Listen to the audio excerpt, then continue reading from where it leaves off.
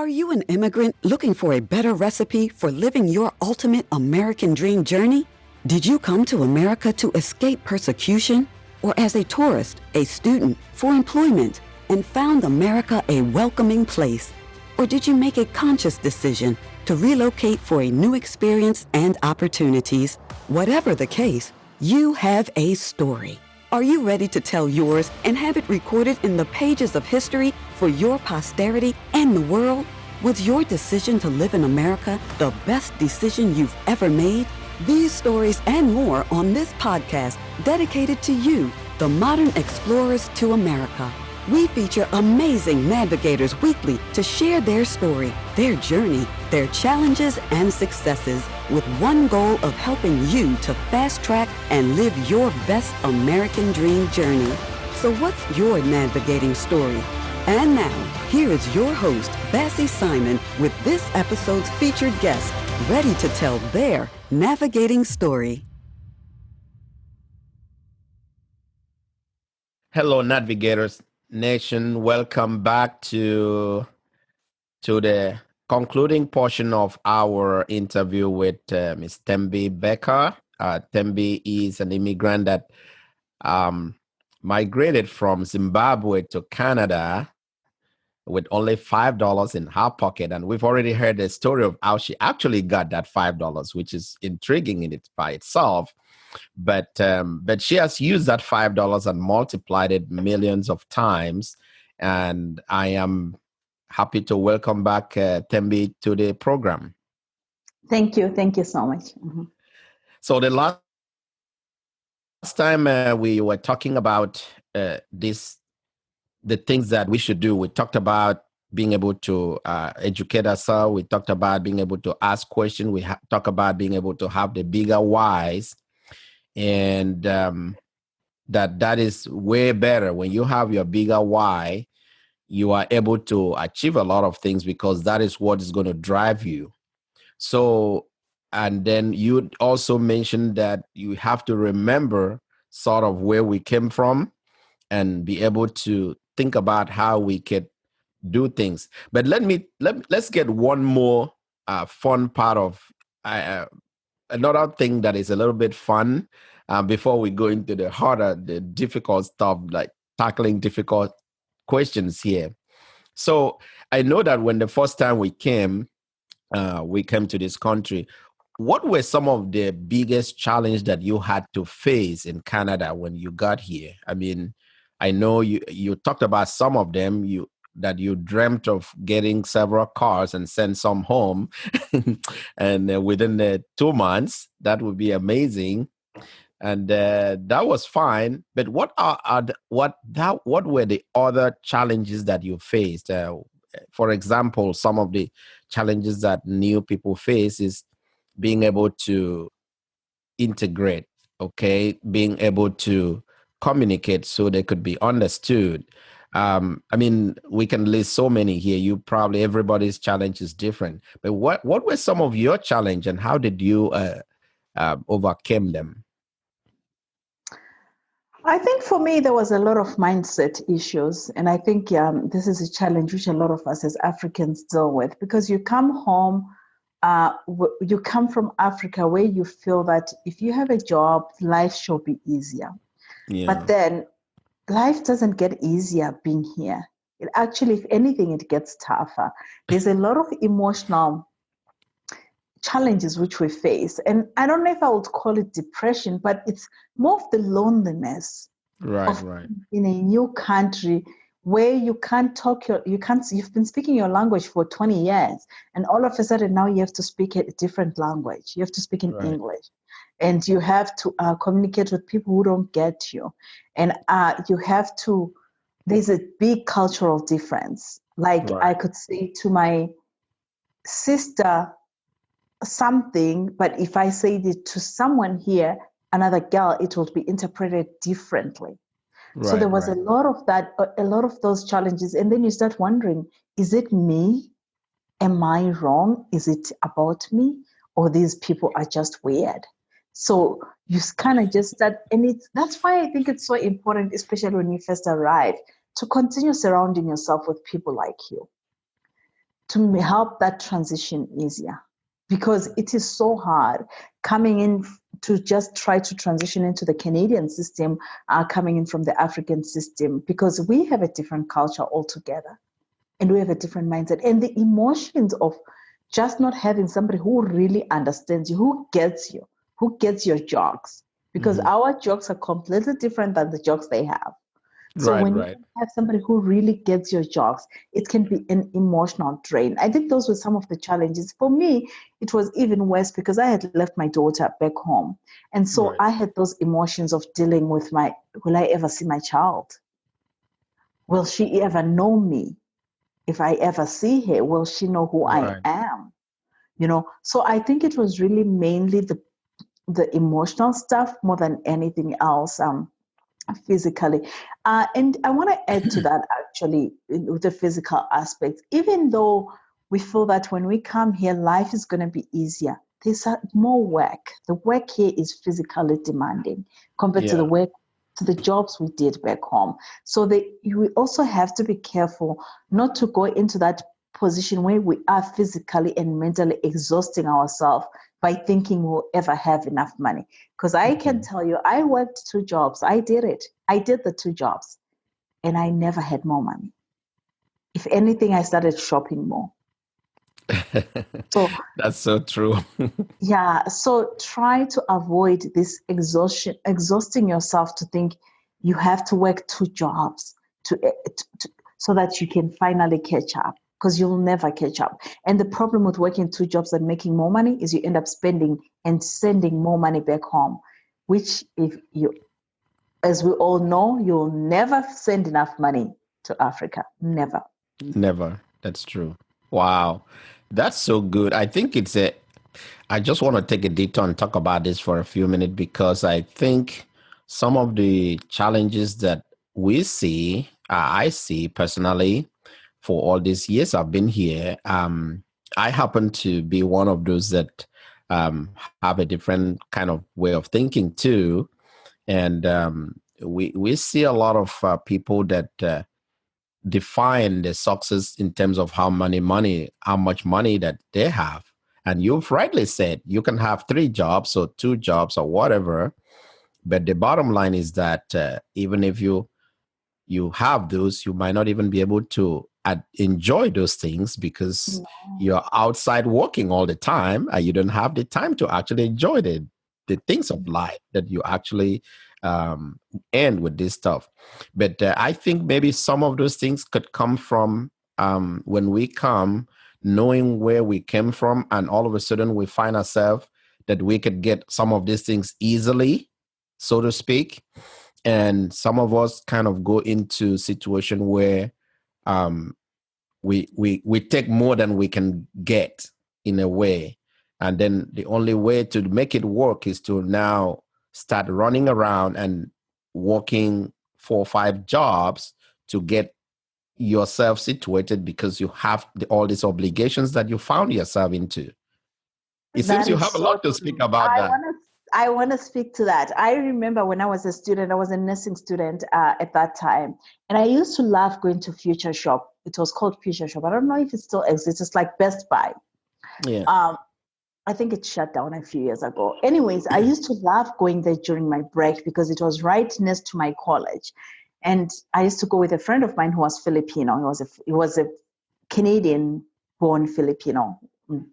Anyways, and I remember there were so many big screen TVs at that time. Like, those big TVs which could stand on their own and all that stuff. And for me, it was a shock because I had never seen such big TVs in my life. And I said to the guy, oh my God, these are big TVs. Who buys this? And the guy said, it's the Africans and the Italians. I will never forget that. I was like, what do you mean? She's like, yeah, they're the ones who buy these TVs. Africans and Italians are our biggest customers. And this was in Montreal. That is interesting. Yeah, that was so interesting for me. And then when I went into real estate, there's something which I noticed. I would sit with people who looked regular. And you'll be asking them, at that time I didn't have any properties. You'll be asking them, like, yeah, I have 20 properties. I have 100 properties. I have 1,000 properties. And then you're like, oh my God. And you're carrying a Walmart handbag. And I used to wonder about this. It used to blow my mind because even the parking lot, I was driving a Toyota Corolla at that time. And the parking lot would be cars of really Toyotas and regular cars. What I noticed when I started investing in real estate and meeting all these real estate investors, and once you talk to them, you realize, oh my God, this is what they do. But when you're looking at them, there were simple people who really were wearing Walmart shirts and Walmart jeans. And I think I learned a lot from that because I was coming from Africa with the mindset that, and I'm not saying that coming from Africa is what made me have the mindset. Maybe it was just me, but my mindset was, if you have 10 properties at least, you should be driving a Mac, you should be driving a BMW, you should be living in a mansion. And I'm meeting all these people who literally live in simple, nice houses, and their net worth is just ridiculous. And I took a lot of that. I learned a lot. We spoke about learning earlier on. We spoke about learning is not just in classroom, but it's just in people you associate with. And I learned a lot associating with those real estate investors. And I'm not saying that not all of them were like that, but I noticed that a majority of the white people, and I mean of the Americans, I'm not talking about immigrants, of the Americans, they continue to live the same lifestyle, which they already had before, which was comfortable, without driving the latest BMW, without driving the latest Range Rover, without going all fancy on stuff. Instead, they concentrated on accumulating wealth. And I think that's really where I got most of my lessons from. I drive a Nissan, believe it or not, and people laugh at me. And I meet people who say, I can't believe you drive a Nissan. I'm like, I like it. It's comfortable. Sure. I don't need another car. I'm a very simple person, and I don't think it has anything to do with me being me, but it's the lessons I took from associating myself with successful real estate investors. Wow. Well, let's have one more fun question before we get past here. Well, I'll start this by giving you mine. So one of the questions I call this, what is the most annoying question that you have been asked since you've been in this new country of yours? And or maybe, well, let me just give you like simple one. I've been asked so many things. And now, I mean, we got to the United States about 97. And of course, you would think at that time people are so aware of what is going on around the world. And I was surprised. People were asking me, how did you get here? How did you? And I was like, oh, okay, what am I supposed to tell them? I said, okay. I just told them, well, you know that a big Atlantic Ocean over there? I just swam across the Atlantic Ocean and I got here. In fact, we have no airport in our place.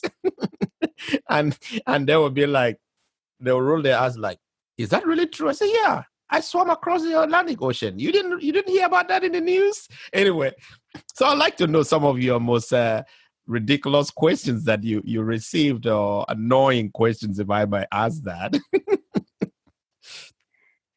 I don't think they were annoying. I think really it was mainly surrounded by arrogance. And I think I have learned that people can be arrogant and people can be ignorant. And it has something to do with travel. And I think it happens to the best of us, where if you haven't been outside the country, I've met people who've never been outside the city they were born in. Really, your arrogance is so limited. Actually, it's not just limited to being from Africa. It's even limited to Canadians. I used to work in telemarketing and answering the phone. And I used to be asked really rude questions by Americans. I'm like, seriously? I'm just in Canada, just across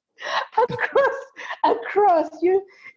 Yeah, things like that. But I don't think it's got anything to do with being African. I think it's got something to do with people just being arrogant and not well traveled enough to know what's out there. And trying to think of really a question which people have asked me. It's probably the same. Like, oh, I remember one girl asked me if I had a pet lion. Oh, Yeah. And I remember exactly. That saying, would be, yes, I do. Yeah. Yeah. I yeah. remember Well, somebody asking. that's in that situation, Thembi, you don't have to explain much because they already made their opinion that you actually have a pet lion. Yeah. And as a matter of fact, some of that's one of the questions that I was asked. And Yeah. how many of those chimpanzees or monkeys or lions or Yeah. elephants that I have in our backyard? I said I would tell some of them that are more civil. I would say, well, do you really know that the first time I've actually seen those things is when I came here to the zoo? I've never seen any of those things. And they were so Yeah. Yeah. surprised. Yeah. Anyway, Or you well, could reverse the question and say, do you have a pet bear? yeah, maybe that's another way of putting it. Um, Yeah. well, I'll reserve these other ones for another guest, but I have many of those, but I'll reserve it for another guest. Let's move on. So you have already taken time to answer a lot of these questions about advice because you've been giving that as we've been going on. So I'm not going to label myself on that anymore because you've given us a lot. But so what is one thing? Okay, you came to Canada, okay? You already grown, you have some attitude that you already built and developed within you, right? And you have your culture with you. Now, I want you to tell us what are some of the things that you had to unlearn? I mean, you had to do away with those culture, some of those lifestyles, some of the way you thought that help you to succeed here. You had to, we all have to get rid of a lot of things for us to succeed in this place. So what are some of those things that you had to abandon, even though it was kind of you thought that it was a great thing, it was part of life, that's the way life always been, but you came here, you find out that no, I gotta get rid of this one if I have to move forward. What are some of those things? That's a very good question. Very good question. Um, I think for me, it was the scarcity mindset. When you're coming from Ah, where we come from, where you have so much lack and you never have enough, you don't think that giving to other people changes anything. You don't even believe in giving to people here in North America. You think that your giving is actually you have to be giving to people in Africa who are suffering. And I think that's one thing I had to unlearn because everybody loves receiving gifts, whether it's Donald Trump who's got everything or it's a poor Mary Jo out there. Everybody loves receiving gifts. And coming from this scarcity mindset of saying, I can't give them because they have enough, just has to go. And I think that's one thing why Africa we're still poor because we're still in that scarcity mindset. We don't give. We just want to receive, receive, receive. And I right. think we could learn a lot from the Western world by giving because they give even if they have nothing. The people who are donating $1 every day to the World Vision are not rich people. No. There are people who are struggling to make ends meet. And every month they commit to giving a portion to charity. And I think that's one thing we as Africans should learn is we don't give people just because we know them. We give to strangers as well. Because I think we're stuck in this thing, oh, I help a lot of people, I give a lot, but we're helping our families. What if we took a step and we are the ones who are donating to the charities? What if we did that? And it doesn't have to be the non-government, the charities which we see like World Vision. It could be a charity back somewhere in another country. What if we started giving like that and stop living in this scarcity mindset of saying, oh, they've got money, we don't. They have Right. to give, we can't. So I think that was one of the things I really think was a big learning lesson for me. You know, the other thing actually, which I think I don't think I got caught up in this one per se, but I see a lot of our fellow Africans getting caught up in, and I'm not dissing education, but it is not about the degrees and the PhDs. You have to have a bigger reason why you're doing that. I Right. feel like we were brought up in the sense that you have to go to school, you have to get a degree. When I get a degree, I have to go get a master's. When I get a master's, I have to go get a PhD. Why Right. are you doing that? Why? I see a lot of my African brothers and sisters going through so many great lengths to get a PhD, to be a doctor.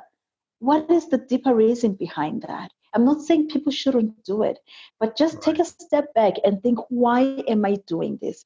Am I doing it just to add letters to my name? Or am I doing it to make an impact in the world? Or am I doing it to earn more money? Because if it is about earning more money, you're not going to earn more money. Right. There's better ways to do it. There's easier ways to earn more money than getting a PhD. And if it is about getting a better job, I feel that people just go in and do all these degrees and without experience. I think experience is the most important thing. Get experience and maybe do your degree while you're at that job. But it's really saddens me. And I know it's a cultural thing. We're told to do this, do that. But it saddens me because I see a lot of my African brothers and sisters struggling just to get a PhD or to get a master's degree, all for nothing. Before, maybe it used to work, but now just think, why are you doing it? I'm not saying don't do it. What's your bigger purpose? Well, I want to sort of piggyback on that idea about, I see a scarcity mindset a lot. I think you really hit it at the right core right there, that maybe it's because of where we came from. We just felt like there's not enough resources. I see people don't like to collaborate. I mean, most of navigators, especially from our part of the world, don't like to collaborate in a project, in a business and stuff, because we're always thinking about how to outsmart the other person. And this idea of education, really, I think you just said something very important there about, yes, you can have all these degrees, but if you don't have the experience or the actual skill, okay, you have to have a skill, okay? There's a difference between academic knowledge and actual practical knowledge, which is what is called a skill. Now, I think part of the reason why a lot of people in the Western world that succeed, if you really, this is what I try to explain personally when people say, well, how come I didn't get that job? I say, okay, look at your resume, okay? By the time kids over here are in their 14 years, from 14, 15 years, they're already working. And they earn all these skills that if you sit side by side by them in an interview, they're definitely going to outsmart you. That's one thing. The second thing, which I want to piggyback on your comments, is that some of the things that we do in terms of, I think this is something we have to learn too, I think, which is we don't have this idea of, well, you touch on it, but giving. But I talk about giving in terms of volunteering for no reason, volunteering because you don't get paid. And most of the volunteers, I mean, I have talked to people where I said, well, let's go volunteer here. I was like, volunteer for what? How much are they going to pay me? These are the kind of things we have to unlearn to be a good member of this society. Really, I cannot tell you how many stories I've heard that people have benefited from volunteering. And sometimes if we have the academic knowledge, this is how I wanted to tie these two up. We have this academic knowledge, but we don't have the skill. One way we can get this skill is just to go out and look for where they offer you the kind of academic knowledge you gained, and go volunteer over there and give your time and build your skill from there. And from there, you would be able to find a niche. People will begin to know you. People will begin to know what you can do. So I think that's a very good point that you brought up right there. Yeah, Barack Obama, I don't know if you ever listened to his story, but really how he became Barack Obama is because he volunteered with the community services in Chicago. Exactly. Yeah. So I think it's important to volunteer. So when I say scarcity mindset and giving back, it's not just money. It could be your time. It could be your gift. It could be anything. We need to start giving back and stop taking. We need to stop taking. Wow. Thembi, it's been amazing time that we've had here talking about several things. So right now, I'm going to turn the time over to you. I know right now you live in Zimbabwe.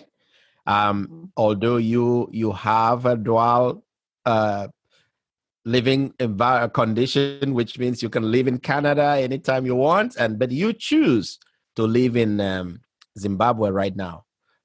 Tell me what you're doing in Zimbabwe right now. What are you doing there? Why did you decide to leave Canada, which we say comfort? We were talking about reverse before. You left Zimbabwe to Canada, but now you are going back to Zimbabwe to live there.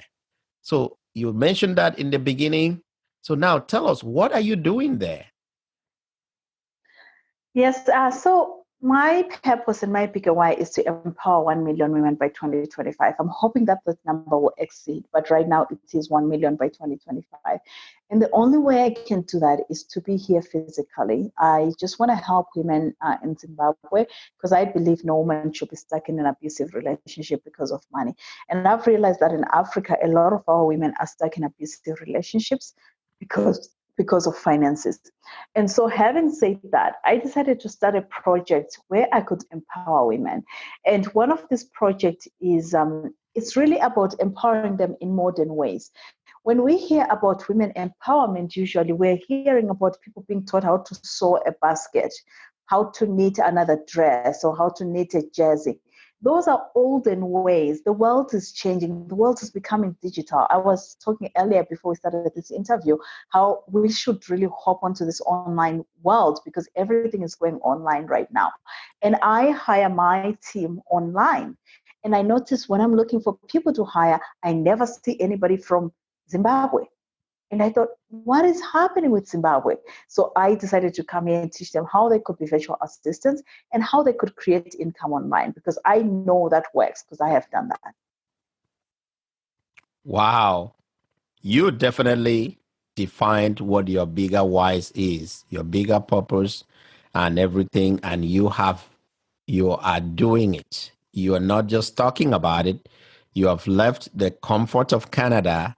I know that we were supposed to have this interview on Tuesday, but you went to Zimbabwe where before the interview begins, your electricity went off. And these are some of the things that makes you very unique, Thembi, and I appreciate you taking the time to do that. You're doing a great job. So what are some of the specific things that you are doing to empower women right now? Well, we hold live events. We hold live events about twice a week where we teach these women how to be, give them skills, how to be online, how to work online, or if they already have a business, how to create income online. And then if they feel that it's a good fit for them, we do a 4-week intensive training. And we have one starting on Monday, and we go to different cities and we're basically teaching them that. So that's really one of the ways we are empowering. The other way is I take women from North America on safari trips to Zimbabwe. And when they come here, they also teach women some skills about marketing or how they could really be empowered. Wow. That is, all of these things could not be possible if you did not connect with people. I think one of the challenge that I see with our navigators generally, especially the ones who I know from Africa, I think we don't like to extend our reach to other cultures and other people. We sort of build walls around ourselves and we like to congregate with each other, which is fine. But in a society where all of your friends are not there anymore, you have to build a new community. So building a new community has helped you to do something that you're talking about right now, which is amazing. Yeah. I want to say something to that too. It seems like I always have something to say. I think it's important to stick to people of your community when you are first arriving so that they can help with the transition easier. But after a few months, and I'm not saying that you should leave them after a few months, continue with them, but you need to expand your horizon because your net worth is your network. If you continue surrounding yourself with people who are making $100,000 a year, you're going to be stuck in the $100,000 arena. You need to move out of that. And it's hard to move out of that within our community because we're such a small community. So that's when you need to start expanding and going to networks, to live events, to start meeting people who are in the 7-figure digits and something like that. I think it's really important to take a step back and just say, I love you, my fellow Zimbabweans. I love you, my fellow Africans. But guess what? I need to fly.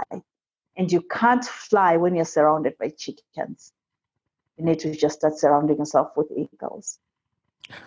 Well, you just take us to your comfort zone right now. You've been comfortable all along, but your own core area of interest, I know you have, when I read your profile and I studied you for these last few months, I know you helping women, not just in Africa. You're helping people. I saw a particular testimonial that somebody gave from somebody from California, I believe, that talks about how you've helped her. So how do Nadvigators do this? How do they break away from you're not abandoning your community, but you are reaching out? How do we do that? How did you do it to get to the point where you are? How did you extend yourself and go out and meet all these people and be able to be in a place where you can now feel like you're part of them and you create your vision and you make it happen? You have to join. There's so much abundance now with those groups because before we didn't have that, but now we have internet.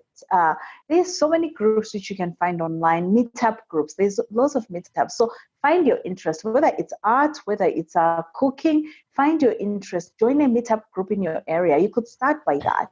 And through that meetup group, you'll start meeting other bigger groups. And maybe they'll tell you, oh, there's a cooking group for Canada. There's a cooking seminar for Canada, and all cooks are going to be there. You could attend that. So start by doing that and surrounding yourself. Really, that's kind of how I started. I started with a meetup group, and I started going to events, network events, and I started attending events. I attend on average about, I want to say maybe 15 events a year on average. And that's a lot. That's so true. I don't know if you're familiar with Dan Miller of 48 Days to the Work You Love. I've been following Dan Miller for the last 9 or 10 years, I think. And I actually belong to his small like mastermind group where he calls 48 Days Eagles. And I found out that people are so willing to help once you show interest that you want to be helped. And I remember posting things there when I'm struggling with some ideas, and I post things there, and people would volunteer to work with me just because I belong to that community. So I think this is a very good area to stress that we need to go at, because if you think about it, think about it for a moment. The people that we grew up with when we were younger, they are not with us anymore. Okay, they are back in wherever we are from, and their connection cannot really help you here. No. They can't. Yes, if you go to your country that you came from, yes, it might help you, maybe or maybe not. But where we live is our country at that moment. So we have to find a way of being part of that society. I have 2 more questions and we'll be done, okay? One question is this. This is a short answer. You can do short answer. I think short answer is fine. So do you really think your decision to move to Canada was the best decision of your life? Yes. Good. Now, since that was your best decision of your life, I know you learned a lot of things from Canada. You've shared so many things. You've told us a lot of things that you had to unlearn to get there. Now, imagine you are the president of Zimbabwe today. What are 2 things that you could do to change that society? Because everybody cannot move to Canada, what are those two things you can do? I think I would change the mindset of people. The mindset, I don't know if you can change that, but what I really wish I could do is to tell people that they are responsible for their destiny. Because really, it doesn't matter if they move to Canada, it's not going to solve all their problems. Even if they move to the US, it's not going to solve all their problems. What they need is to change their mindset of how they function. Stop relying on donors, on donations, because I think that our economy, African economies, are always begging and asking and asking. It's time you stop relying on donations and start building your own wealth and see how can I create my own income given what we have, instead of waiting for the West to remove sanctions. Right. That's really what I think that's what I would tell my people if I was the president. And the second thing, you say two things. The second thing, that's a hard one. What would I tell them other than the mindset? Well, I think after changing people's mindset, Create their own economy. Yeah. When you change people's mindset, I think it's really would spiral into several things. Okay. Exactly. So let's say, Thembi, you've given a lot of seminars, you've talked in front of several people, but you have never talked in front of a room full of immigrants before. Now, here is your opportunity. You're standing in front of thousands of immigrants right now. Either they've just arrived or they've been here for a while and they're still trying to find their way, and you know what they're going through because you've been there, right? And you know their fears. You know that they are wondering whether they would ever make it because it's a new environment, it's a new culture, it's new everything. Now, what are the things that you're going to tell them? About 3 things you're going to tell them. Okay, you've given a lot of these nuggets before, but what are those 3 important things that they need to take into consideration to be successful in their new environment? Now, I want to add the second part of it, which is what are maybe at least 2 things that you would tell them, just avoid these things, you'll be just fine. 3 things. The first thing I'll say, go buy the book, Rich Dad, Poor Dad, and read it. That's going to help you change your mindset and program your mindset. The second thing, look into online marketing. It's the new gold mine right now. Before, it used to be gold, and then it was Bitcoin, and then it was all these other things. But now look into online marketing. You need to go into online marketing right now. And the third thing I would say is position yourself, unique positioning. We are so fortunate as Africans. We have our accent. We are different. We are a minority. So that gives us unique positioning already. Take advantage of that. Take advantage of that and just do it. Just do it. Just reach for the stars. You have an opportunity. Just reach for the stars. And then the 2 things which you said I want them to avoid. Correct. Going into too much debt. That's one thing. And secondly, narrowing their mind, limiting we already spoke about this, but limiting their surroundings and their beliefs. They need to start reading. Stop just going to work and coming home and watching TV. Please start reading, start listening to podcasts, and you'll learn a lot. Wow. We have been talking to Thembi Becker for about 60 minutes right now. And she has been so gracious to give us so much nugget of information. So tell us the community right now, because this is the last portion of the last question that I will ask you. Tell us about some of the things that what you can offer the community right now, what you have for them. That's one. And tell us about, you've mentioned that people should read, and you mentioned Rich Dad, Poor Dad. You are the second guest that I've mentioned that book. And by the way, I'm a fan of Rich Dad, Poor Dad. I've read that book several years ago. And I still read it. I have a copy every now and then. I take it up and pick it up and read. So tell us one resource, a book, or some whatever resource you think is available that they can access. And if you like, you can share how they can reach you to if they want to connect with you, to give them some help and advice or whatever you try to offer. This is your opportunity to do that. Absolutely. I actually have a free gift for your audience where I take them through the 5 days breakthrough challenge for them to have their biggest breakthroughs in their lives. And if they can just go to shebreakthrough.com/5 days. Yeah. And I'll give you the link. I'll send you the link so it's easier and you can put it in the notes. She Breaks Through is the through is thru.com/5 days. And it is a 5-day challenge to kind of go through and find your bigger purpose and how really you can combine that with and align it with where you are right now and crush your 2019 goals. That's the gift I have for you for free at no cost. All you have to do is to enter your name and email and you'll get it. Wow. Thank you so much. Thank you so much. I appreciate your time today. And Navigator Nations, you would agree with me that Thembi was an amazing guest. It was worth the wait to have her on this program. I am sure we will bring her back as an expert, because one of the area that we have on this platform is to bring somebody who's an expert in something. So I know she's a real estate investor. I'm sure we will bring her back at some point to talk about real estate investment. How do people get started and all of that stuff? So that's what this platform is for.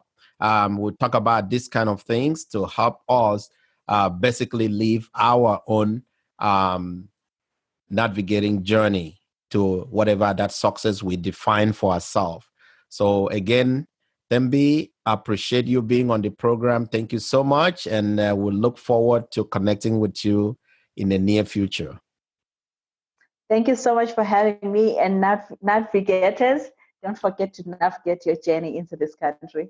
Hello, Navigators. We have been listening to the amazing journey of Miss Thembi Becker this week.